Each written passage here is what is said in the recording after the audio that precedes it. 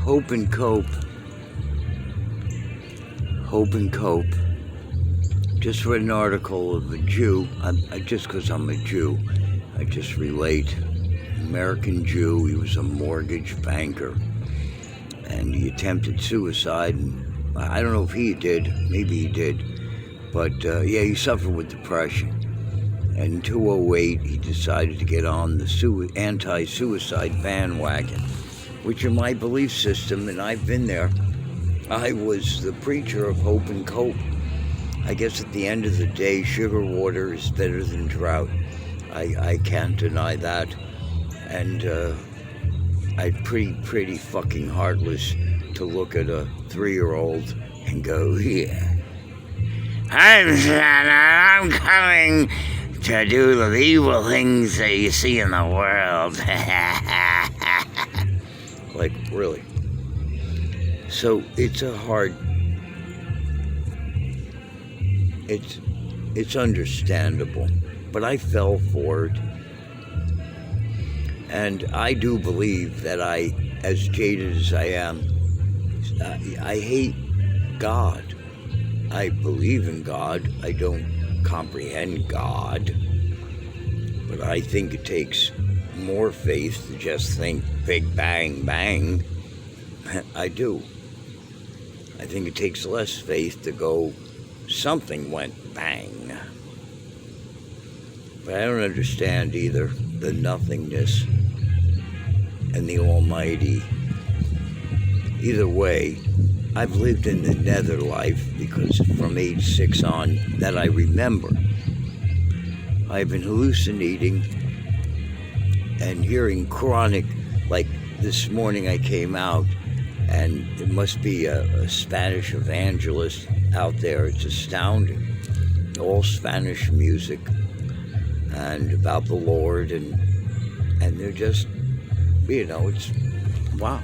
It's in my backyard. I woke, But the issue is that I have 20 or 30 of these radio stations going on. I've always said my inside of my brain is walking into a sports bar, when college football's at its peak, and this place can just get everything. You got 25, 35 TVs, all different things, people crowding around each one, except I'm the encompassment of that bar. And people want to know why I didn't pay attention in school.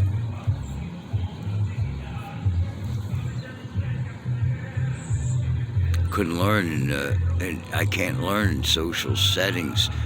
There's too many people. There's already too many people in me. Too many.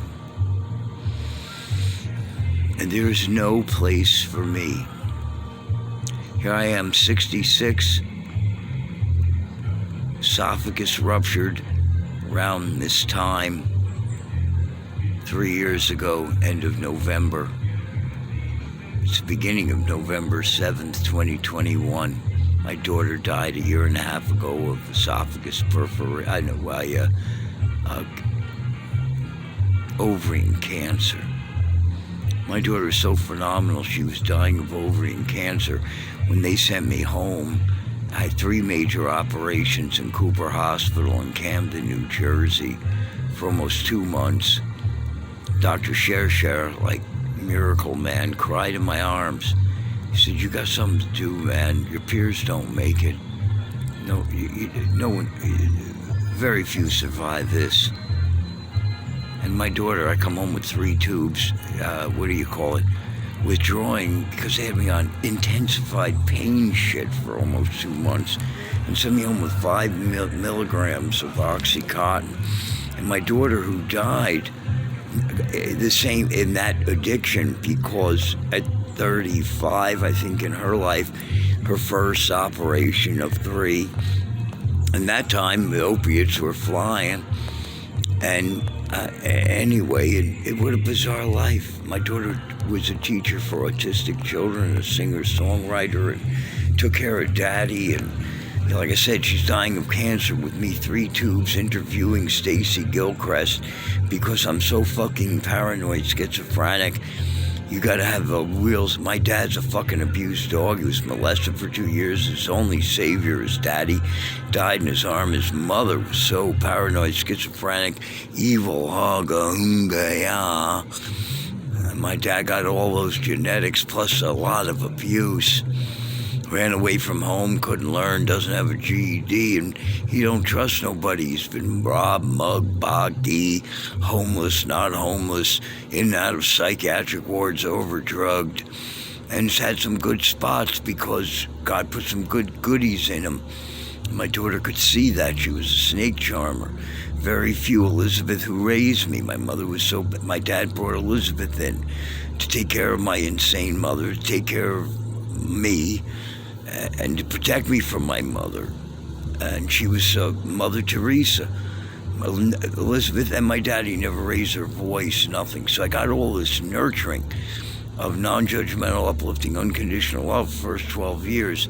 When my mother was so insane, and then when my dad died and Elizabeth had no power, mother remarries, and Yusel and I got along groovy at the end. But he's not 10 years younger. My mother wants to fuck, doesn't care what Judaism teach anybody. My grandparents on my mother's side never spoke to my stepfather ever. And no one could replace my dad. My dad was superhuman. He was just, anyone would tell you that. There was something bizarre. Everything was goodness. My great-grandfather was a rabbi. My dad wanted to be him. But he saw through the exclusion of religiosity, Orthodox Judaism, and he realized we need to love.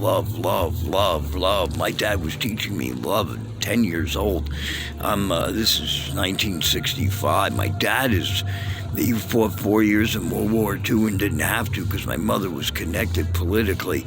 And my dad said, we can't get married. All these yuddies, that was my dad's name, want to marry their Florences. Instead they're going into fucking gas chambers.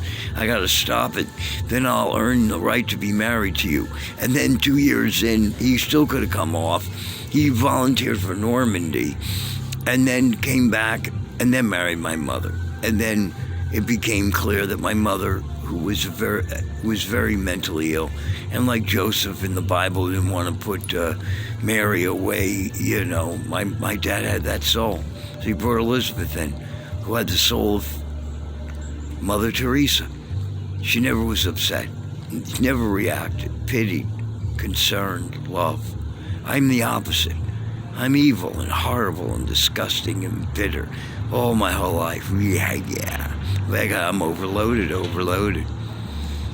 There's no place for me. My daughter's dead. Elizabeth's dead. My daddy's dead. And Dr. Gregory's dead. And that's it. Gino was the best friend I ever had, but too many limits with Maddie not really fucking hating my guts because of probably whatever you call it, I don't know, what do you call it? What therapists do when they've had problems and they start to relate to their clients' problems. Transporence or something like transference. Her father was paranoid, schizophrenic. She didn't like me. And Gino just had to play politician across the board, and I didn't always fit the bill. That always hurt me.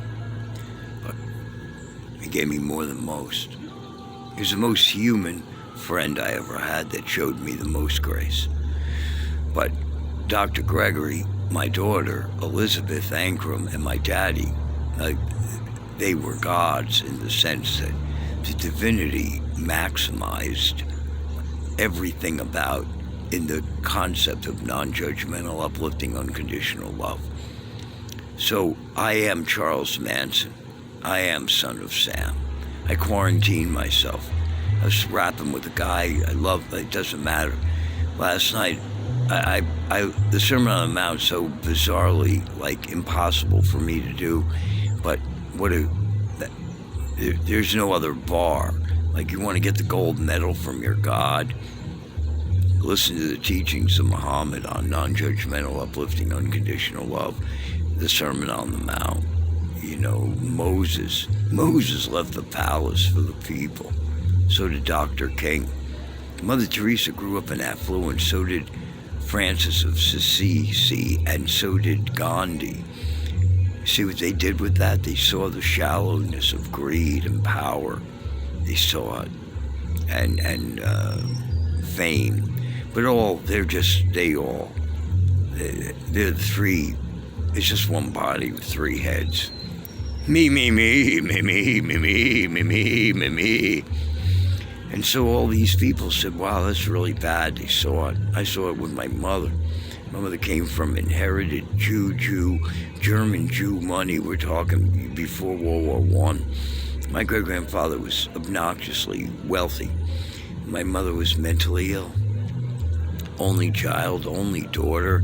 And so ironic because my mother's side just absolutely were the kingpins of anything that would be evil and crooked, even though my great-grandfather was like beloved and very sociable and non-judgmental.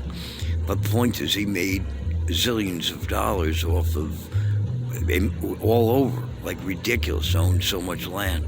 My mother just isolated in the wealthiest house on Belgrove Drive in Arlington, New Jersey.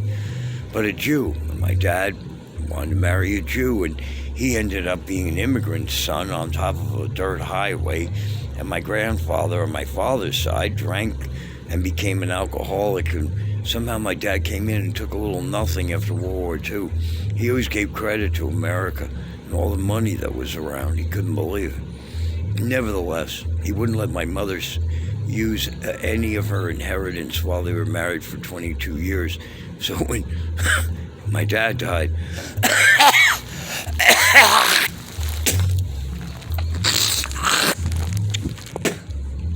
esophagus.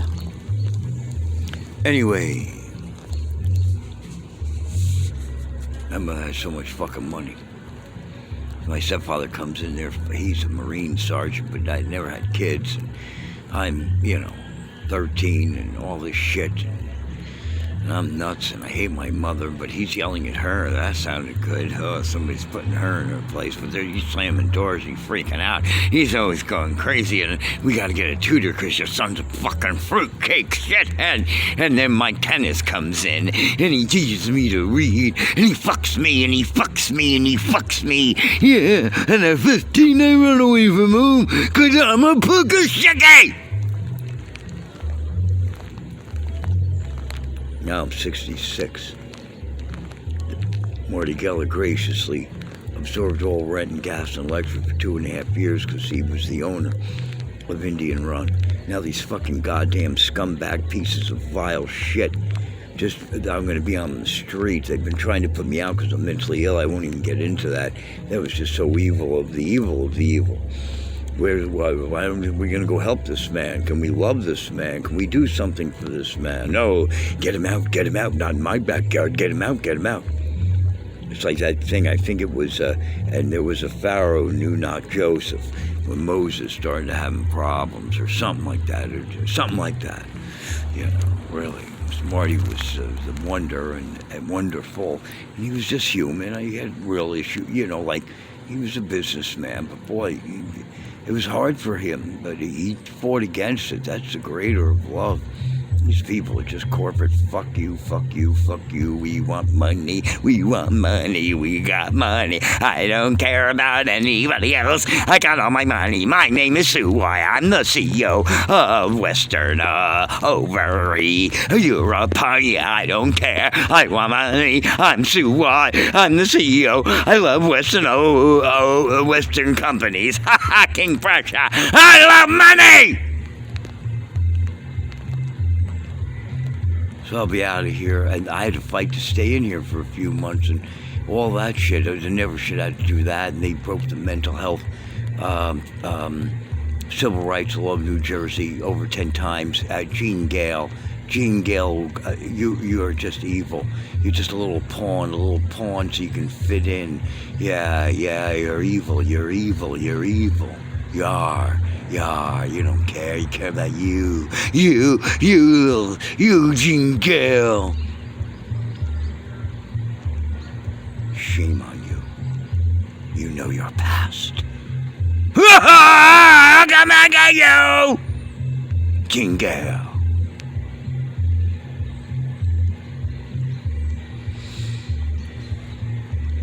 So now I had to fight to stay in, fight all these people. They're going to be able to legally put me out January, February. And here I am. It's suicide or a miracle. I can't live on the streets. I've had to fight with therapists. What the fuck is this about? Don't you even read? You can't put paranoid schizophrenics in. It's a thought disorder. It's a complete different world. It's demon possession. This isn't just moods and a little, or a lot of abuse that needs to be re-soothed like an abused dog. This is genetic insanity from two. Let's fucking yeah! If you care about anyone else, you wouldn't put me in with them. But we need to be isolated but loved. Isolated but loved. Isolated but loved. Who's got money for that?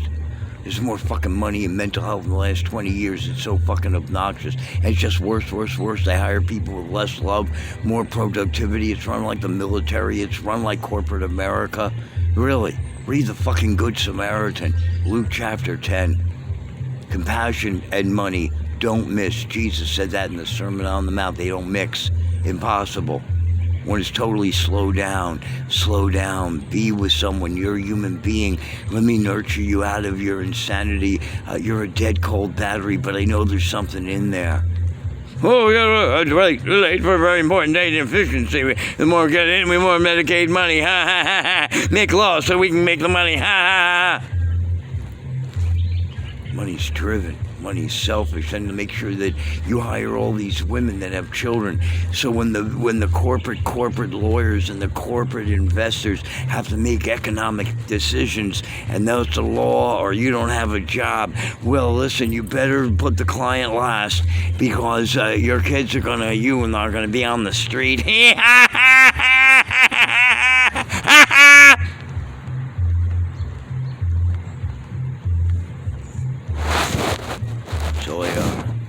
But that's all I am now at 66. I won 12 awards for building something that was bullshit. It was all bullshit except the core heart of it. I'm telling you, what I built all around it was just bullshit. It was always the piece of shit, so I'm going to become famous. Yeah, Natalie Wood said, success is the best revenge. Oh yeah. And then America, wow, if you're a personality, you can reinvent yourself. Yeah. And you can really become something at 46. Yeah. And you're really funny on stage and people applaud. Yeah. And you can found an organization, and you need a lot of help because you're a mental patient, but we'll make it work like like you're the poster child. Yeah. And they'll all applaud you, and they'll all fall in love with you.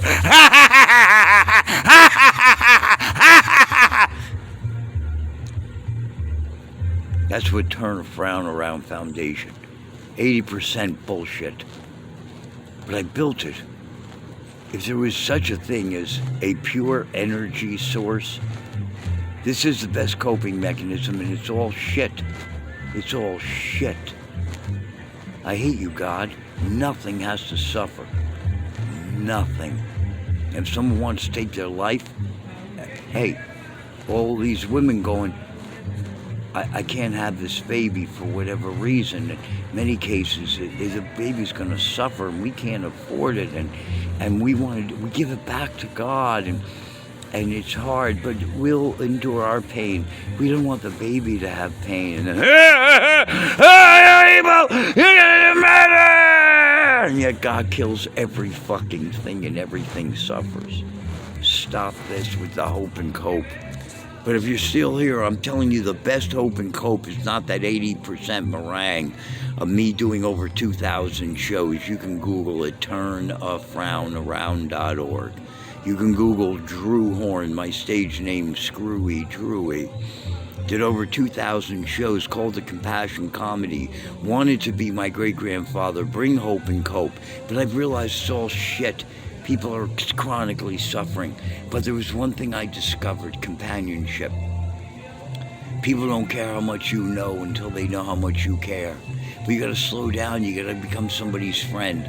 In the beginning, you're the stronger battery. You might have 30% in your battery, but they're cold. They have no one who visits them. They're just bitter, and they're just waiting to die, and this isn't hospice. And there's zillions, millions and millions, nursing homes, psych wards, jails, homes.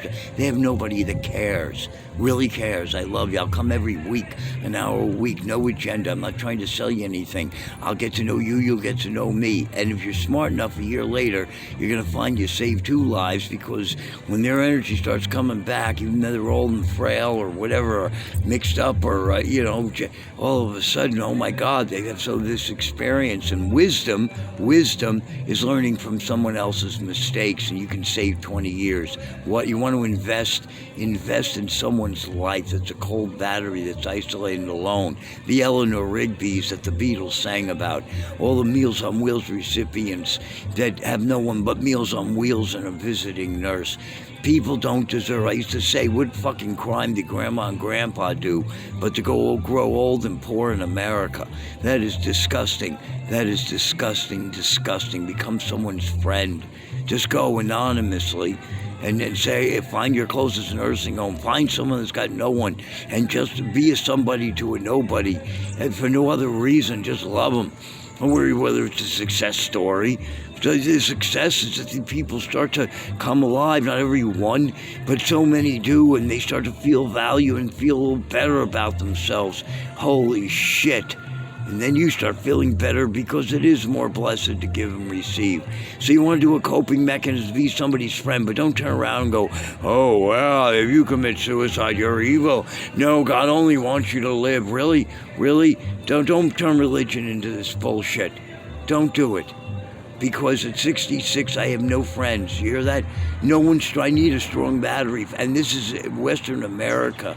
And that's still the Wild West. It's not Germany or France or Canada, which has a more benevolent democracy, in England. The point is, nothing works, but, America's great. Donald Trump, you fucking scumbag. You fucking piece of shit. But I'm the same as you. For 15 years, I wanted to be you. You fucking piece of shit. You fucking piece of shit. You mislead everyone for yourself. Now listen, you fucking scumbag. America's great. On the back of the Statue of Liberty. Should put you in fucking jail and make you recite it till you die. You scumbag, you've taken advantage of so many people. You fucking scumbag only for yourself. Fuck you. Fuck you, Donald Trump. You're shit. You're shit. You're shit. Read it. Read it, Donald. America is great only because America is good. When America ceases to be good like you fucking piece of shit. Eat or be eaten. Survival of the fittest. I got all the toys. I'll use as many people as I can to have them. You fucking vile shit! Ah! America's great only because America's good. When America ceases to be good, it will cease to be great. You're the piece of shit of the whole shit. You're the piece of shit of the whole shit. Wait till you die. Donald! But I want to be you. You better get on your fucking knees. And not to get anything, but to say, I've hurt so many fucking people. I've hurt so many fucking people.